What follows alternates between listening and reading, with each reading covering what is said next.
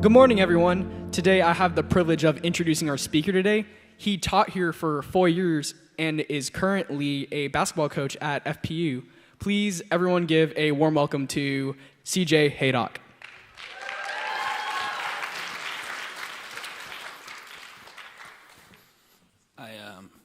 The last couple times I've been here, I come once a year and speak, and the last couple of times I've started with this super passionate, emotional moving about how Jesus is at work here, and it's really cool. Now you've escalated it, and Jesus is playing bass for you guys. That's really cool. Where's Derek? Is he backstage? I love Derek. I'll apologize to him later. Anyways, Jesus is really here. He's playing bass. It's a good time. I'd like to start with a question for you all and ask you to do some deep soul searching. See, Jesus is mad I made jokes about Derek's hair. Yes.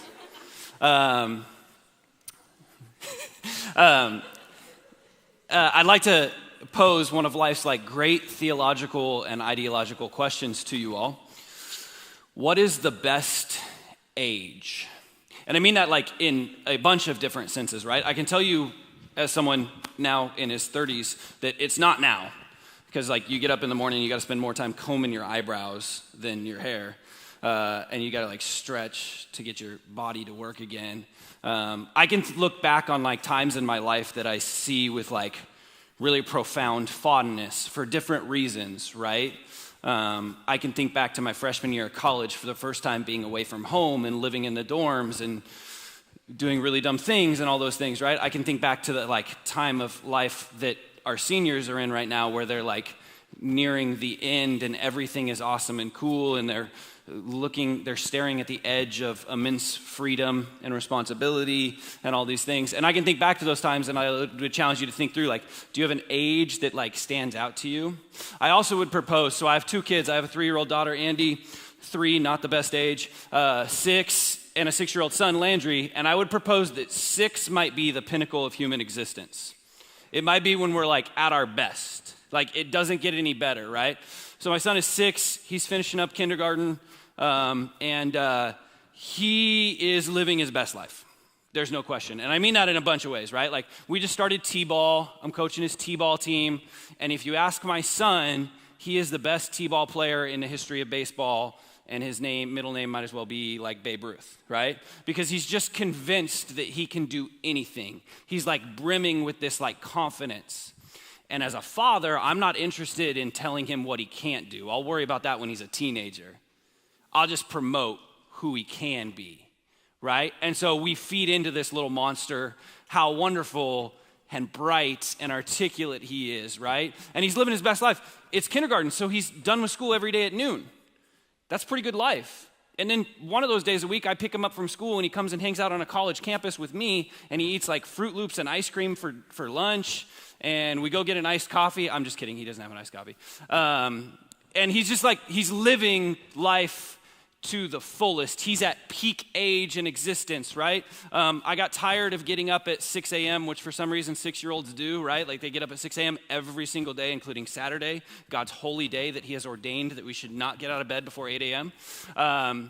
And during the week, no problem. I'm happy to get up with him at that time. So finally I got tired of getting up because he'd come in and he'd tap my nose Dad, can you make me a waffle? So finally I got tired of that, right? I'm okay. So I taught him how to use the toaster. And next thing I know, I'm walking out to the living room on Saturday at 7:30 a.m. And he's Father, I've made some eggs Benedict with a poached salmon. The hollandaise is a little dry, but I'm living my best life, right? Or I'll go out there other days and he's wandering our backyard randomly because, it's Fresno, it's hot. And he's Dad, I think I've solved our flow rate issue with our sprinklers. Because there's just no problem too big for him. And soon enough, our world and the realities of peers and plenty of people will grab a hold of him and they'll beat that confidence right out of him, right? But that hasn't quite happened yet. It's coming. In the meantime, I'll try to build a strong enough foundation of who he is and what he can do and convince him that he can move mountains every single day. But eventually, that's going to get beaten out of him. The reality he's constructed for himself, which is really good, right, it's a really good life he leads, is going to be ripped from him. I would argue he's at peak existence. So as we just celebrated Easter, I wanted to dive into a passage from Luke 22. And I feel like we get these visions into Easter. There are lots of narratives. And one of the great things about the gospel that it like jumps out at you is we get like new narratives, new ideas, maybe new people that grab us, right? I think that's like the richness of the Bible. I think that's the richness of all literature, is we could all read the same story and something else would stand out to us, right? And this is one that actually stood out to me for the first time this year as I navigated the Easter story with my family. And the person that grabbed me in the Easter story this year was Peter. And just his whole life and narrative, a dude who's fishing and then gets like pulled from fishing, which is, from my understanding, like at that time, pretty arduous, like challenging labor, lots of like hard work. And then like instead he's just gonna like go on vacation with Jesus for a couple years and like follow him around and like be with the creator of the universe. That to me sounds like what I'm describing about my 6-year-old son. That to me sounds like probably peak existence for Peter. And that reality very quickly, as we navigate the story of Christ, is going to be ripped from him, right? He's going to be forced to confront who he really is as opposed to what he thinks he is, right? My son is quickly going to figure out that he is not the most gifted t-ball player. God bless him. He probably got his dad's athletic genes, which means he's going to be tall and lanky and his pants aren't going to fit all the way to his shoes. He probably is going to trip over himself a lot. And if he works really, really hard, he can be like skilled, but not fast. He won't jump high, right? He won't throw hard, but he can be skilled if he works really, really hard. That reality hasn't been brought to his attention yet. And I'm going to promote it in the meantime. And that reality maybe hasn't come to Peter yet. And so I'm going to dive into Luke 22 in verse 54, and we're going to talk about like Peter's crowning moment of failure, where he just is racked with absolute failure, and as a result is going to have to confront who he really is. So I'm going to dive in, Luke 22, verse 54. I'm reading NIV. Then seizing him, they led him away and took him into the house of the high priest. Peter followed at a distance. And when some there had kindled a fire in the middle of the courtyard and had sat down together, Peter sat down with them. A servant girl saw him seated there in the firelight. She looked closely at him and said, "This man was with him." I'll pause there, right? So the scene is that Jesus has been arrested, right? He's preparing to go to the cross, and now Peter is in a position where his life is very much in jeopardy. Right? And so people are making accusations about Peter, one of Jesus' closest followers, about whether he's present and with them, right? Back in on verse 57. But he denied it. "Woman, I don't know him," he said. A little later, someone else saw him and said, "You also are one of them." "Man, I am not," Peter replied. About an hour later, another asserted, "Certainly this fellow was with him, for he is a Galilean." Peter replied, "Man, I don't know what you're talking about." Just as he was speaking, the rooster crowed. The Lord turned and looked straight at Peter. Then Peter remembered the word of the Lord had spoken to him. "Before the rooster crows today, you will disown me 3 times. And he went outside, and he wept bitterly. So what transpires here, right, is A, a fulfillment of something that Jesus has told Peter the night before, and B, a moment where Peter is forced to confront like utter failure, in which his life as he knows it, as what he believes about himself, as within a few hours before he had just told Jesus like, "Nah, man, I'm with you. I'd never deny you. I'll go to my grave." That facade, that belief about self is going to be exposed in what is like one of his greatest and maybe one of life's like greatest failures. And for some reason this year in the Easter season, that word failure like jumped out to me pretty strongly. With Peter specifically as the vessel.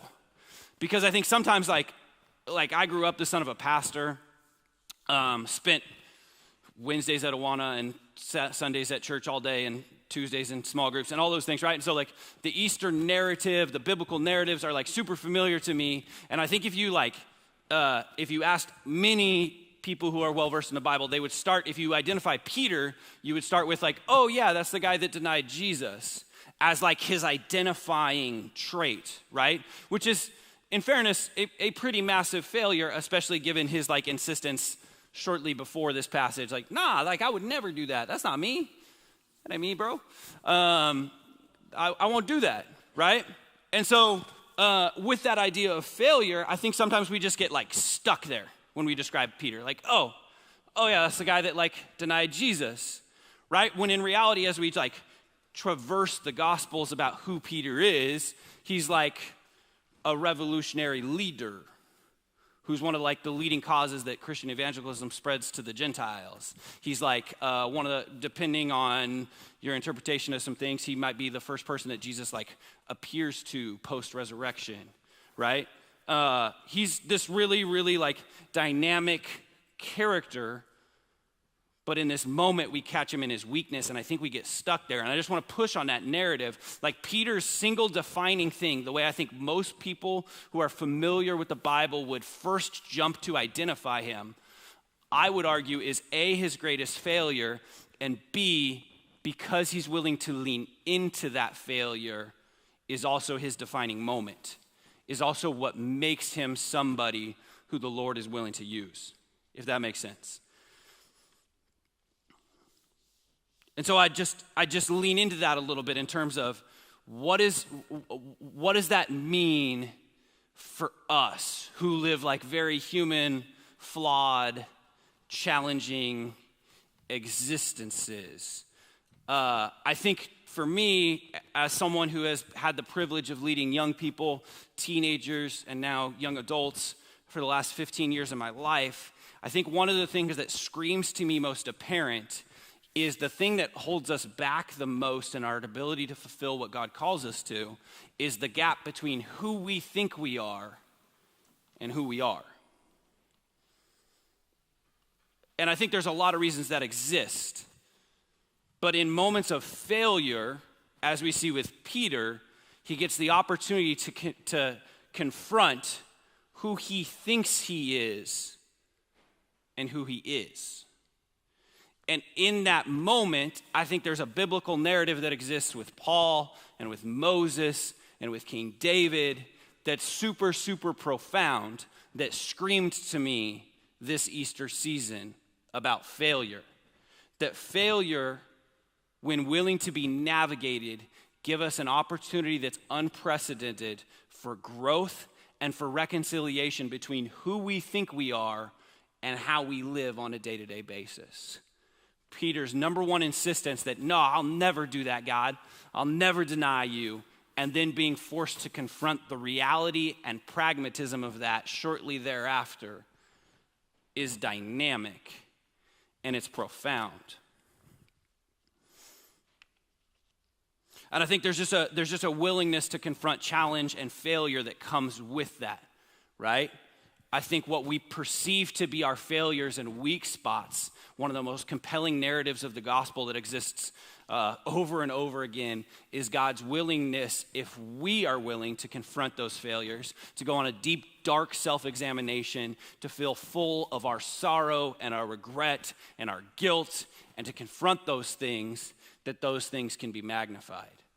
That failure can turn into some of our greatest strengths. We got students who are going to move up a grade and be here. We got students who are going to, 90% of you are going to go to GCU.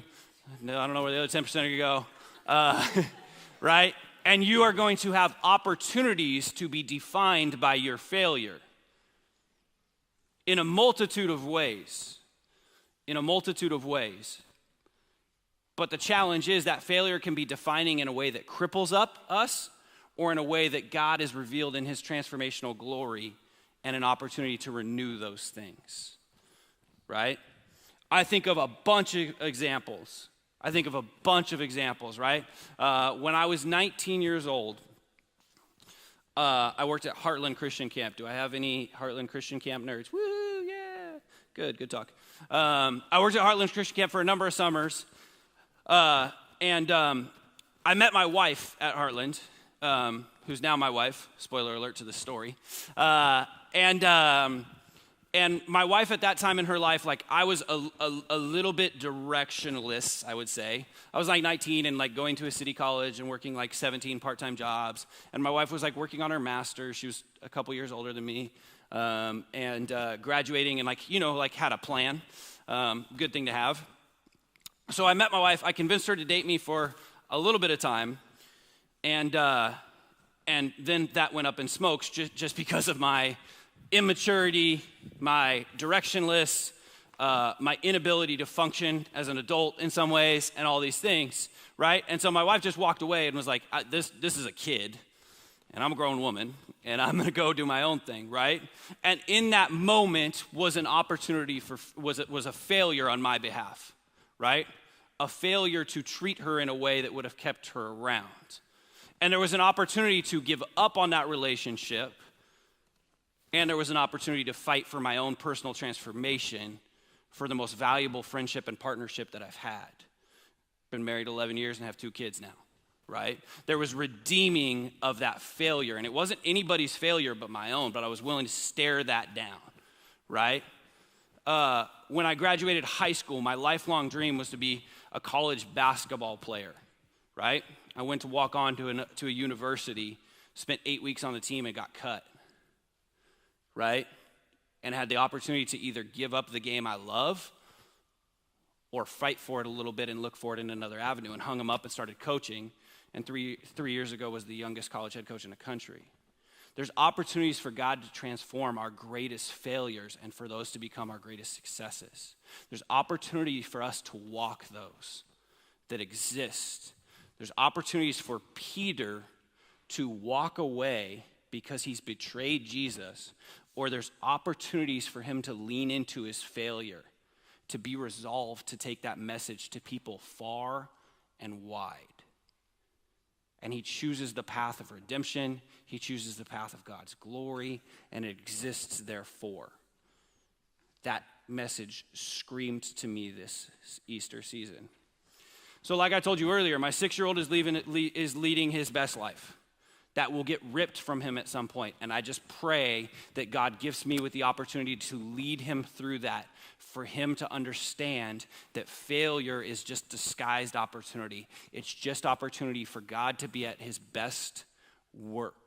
And so I would plead with you all, I would implore with you all, as you encounter failures, as you transition, whether the academic failures or relational failures or personal failures, athletic failures, social failures, whatever they are, I pray that you would understand that God has these things in our life for a very profound reason, that within them exists opportunity that's rich, that is full, and that doesn't exist maybe anywhere else.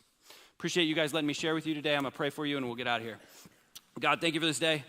Thank you that each of these students are fearfully and wonderfully made. Thank you for the opportunity to learn and grow with them.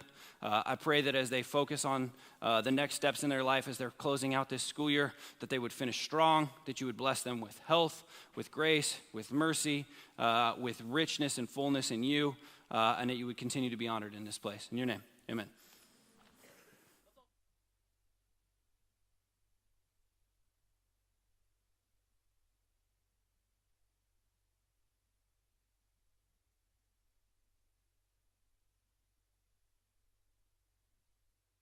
Haydock was able to come here and speak to us about you and how we can